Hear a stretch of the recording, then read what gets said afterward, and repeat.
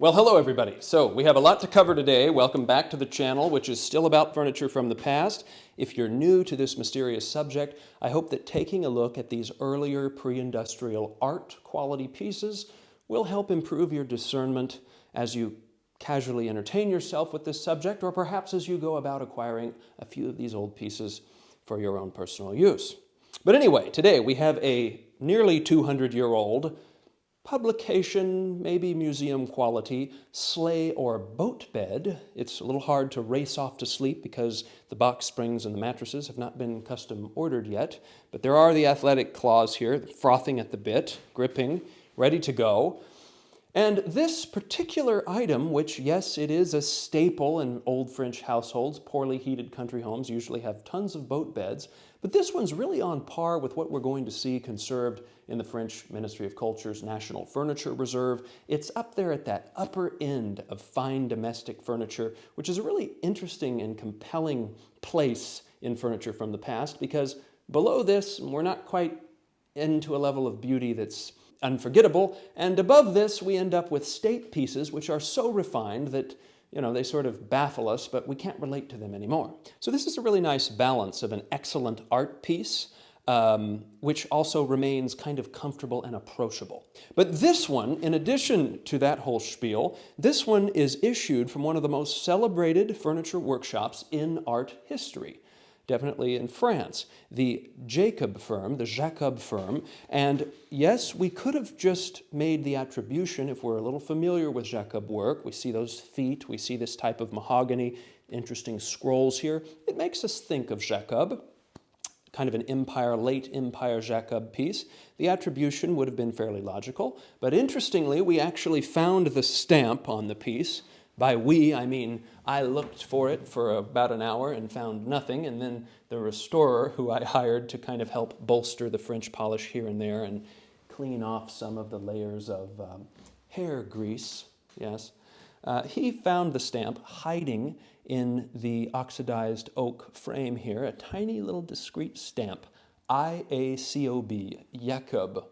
And it's interesting to see the I in the stamp because that helps us to date the bed, as in 1835, the Jacob firm changed their stamp from an I to a J. So because of this stamp, we know the piece is pre-1835.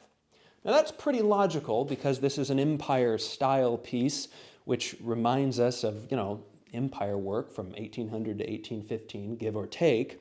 However, secretly, it's revealing to us the evolution of the empire style after the fall of Napoleon. Empire furniture, just like Regency furniture in England, it lasted a lot longer than the literal duration of the governmental period after which it was named. And in fact, there's a real parity between this piece, at least it evokes the Jacob-signed chairs that we saw in a previous video, which have since sold. Those chairs are similarly tropical in their neoclassicism, similarly robust. They make us think of the empire. And many people asked me why I was dating those chairs to the Louis Philippe period, to the 1830s. Well, those chairs, which are very similar to this in overall style, late empire, well, they bore the stamp with a J. So those chairs could have been actually more like 1840. And that's why dating these pieces to the year is really an ambiguous affair. And besides, it really helps us boil down to the point, which is it's important to distinguish a piece not by the year that it was made, but by how well it lives up to the artistic paradigm under which it was made, and not, let's say, with so many pieces, the industrial commercial paradigm, which was imitating art, you know. So that's the real line of demarcation under between what you want and what you don't want. It's not a matter of figuring out what exact year a piece was made, even though great art quality pieces do become less common when, you know, the wheels of industry really get turning and industry becomes the rule rather than the exception. I had something else to share that was no doubt critical.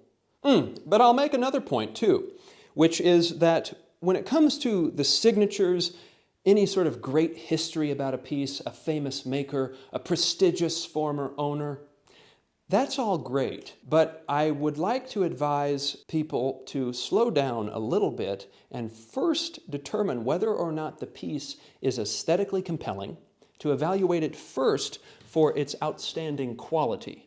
Obviously, relative to a lot of stuff today, pieces from this time period are sort of unmatched in their quality. But the point is, it's important not to be distracted with provenance and history. We got to look for the beauty and the quality first, and then let's see if we can't compound that with some history, a special maker, an important former owner. Because if the piece is uninteresting and not very cool to begin with, well, you know, there were a lot of famous people that owned irrelevant things. There were a lot of great workshops, which, in addition to their luxurious output, they were creating some mediocre things as well. So that's just a word to the wise about not getting too distracted with these signatures. Now, when it comes to a late and beautiful, interesting piece like this, which I was happy just to attribute to Jacob, of course it's thrilling to find the signature. That adds a lot to the piece. But I'm really not on the stamp signature bandwagon. I think that that can be a tricky distraction for people, especially when a lot of the stamps are fake. Now, I don't think this stamp is fake because this is a peculiar late example of Jacob work. It's totally out of the normal repertoire of Jacob furniture. We're dealing with the last Jacob. And these pieces are notoriously hard to sell because they're not very practical. They're kind of short. You do have about 6'2" of sleeping room in here, but anyway, this is not the type of piece that someone would fake or necessarily put a fake stamp on. I feel pretty confident about that. But anyway, if we take a look at the inside of the bed, we can see obviously some of this beautiful mahogany that the sleeper will appreciate as they drift off. We can also see these spherically headed porous screws here, which serve to assemble the piece. There's 2 on each side of the front, 1 on each side of the back. And as we look along the inner frame, we see these little tabs, these precious little tabs, which have not been broken off and which have not fallen out. You know, you have to be a real furniture nerd to care about that, but once you've seen about 100 different boat beds, you realize that they're somewhat rare to still have. Although the weight of the box spring really settles down onto the feet, I suppose the tabs just sort of help. But the real load-bearing part, it's right here, it's the feet. And then we'll look at the back traverse, which is held together by 2 screws in the back as opposed to 4 in the front. And that is because even though the back is finished, it's veneered on the back, which is really a nice little touch of quality, coherent with the overall luxury of a bed like this. But this is your typical boat bed with a positive side to be displayed to the room and a negative side for use pretty much always up against a wall.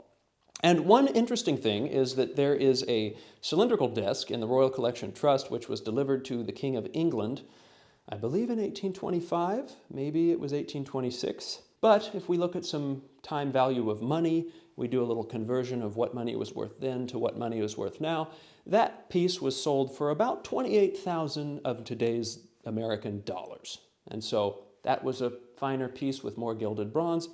But we can imagine a very nice bed like this. I suppose that puts it into perspective, that these were probably as inaccessible then. They're sort of more accessible now because these art quality antiques have kind of been thrown out with the dirty bathwater, as everyone is now convinced that no one wants antiques anymore. However, everyone that says that, if you really get to talking to them, you learn that they don't even really know anything about what makes a good antique or what doesn't. But now, you know, you might be able to find one of these for a good price if you're willing to devote yourself to hours of scrounging and looking, and you've done some research, because a lot of people try to pick things out on their own, and they don't understand that unless they've honed their eye, they're going to make a lot of aesthetic and therefore financial errors prior to developing the ability to really select things well. All right, so with that being said, everybody, I hope that taking a look at these pieces will contribute to your understanding of furniture from the past, much in the way that owning them briefly and looking at them contributes to my understanding of furniture from the past. Many of you who know far more than I do, thank you for following along, and I hope that at the very least you've enjoyed taking a closer look. Thank you.